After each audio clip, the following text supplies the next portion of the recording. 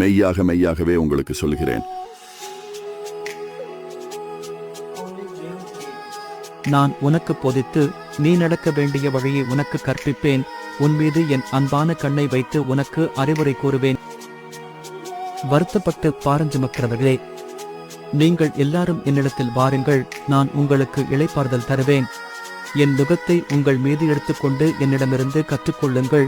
ஏனென்றால் நான் சாந்தமும் மனத்தாழ்மையும் கொண்டவன்.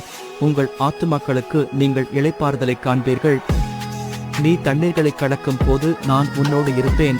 நீ ஆறுகளை கடக்கும் போது அவைகள் உன்மேல் புரளுவதில்லை.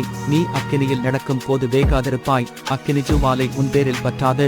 ஆகையால் தேவனுக்கு கீழ்ப்படிந்திருங்கள். பிசாசுக்கு எதிர்த்து நில்லுங்கள், அப்பொழுது அவன் உங்களை விட்டு ஓடிப்போவான்.